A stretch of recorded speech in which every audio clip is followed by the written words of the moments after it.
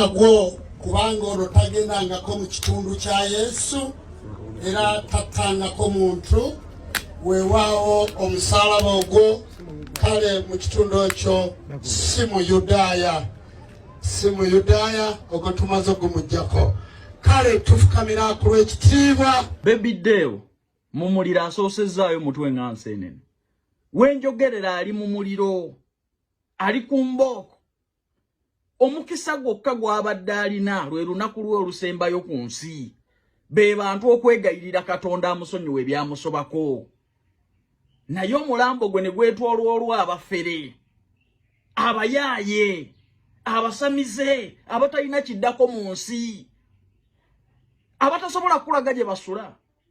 Bwe muba mugamba nti amayembe g'amaanyi era ye Katonda wa wano, mutulage ku nnyumba ya Baby Deo ebbanga lyasinziriza lubaale. Bonna abo abasamize batulage gye basula, batulage achievements z'abaana baabwe mu bulamu, mutulage ku baana bammwe diguli, empeta zaabwe, obufumbo bwabwe na buli kimu kyonna mu bulamu. Bw'aba lubaale abakoledde nnyo. N'olaba famire ya Baby Deo yokka yebadde erina okuwa omuntu waayo omukisa, ensi eyeegayirire Katonda amusonyiwe ku byamusobako. Naye neereka omubiri gw'omugenzi gubeere mu bayaayi, gubeere mu bafere bano. Oli ne yeeyambaza embugo ne beefukamiza. Bye musaba mu bijja ludda wa? Bye musaba mubadde mu bijja ludda wa? Era baabiwandiika wa? Amayembe ogatta miti n'okola ejjembe. Mwagala kutugamba nti eyatonda emiti egyo gye mugattirira ne mukola amayembe, bye yatonda bimusinga amaanyi. Muzannyira Katonda. Mbalabye mumenyaamenya omusaalaba, naye ekyajja Baby Deo mu nsi eno kuzannyira ku Bayibuli. Yali yatugamba agenda kwokya Bayibuli, Katonda wa bujja.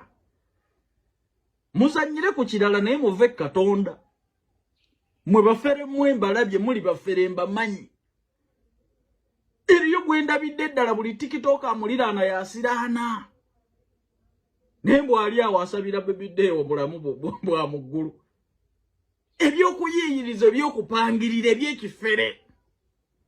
Abatalina kiddako nabo ne mubakwasa omulamu. Abatasobola nakulaga gye babeera, abaana baabwe basiraanye, abawala tebafumbiddwa, abalala tebasomye, lubaala abasiraanyiza, abakonyeza.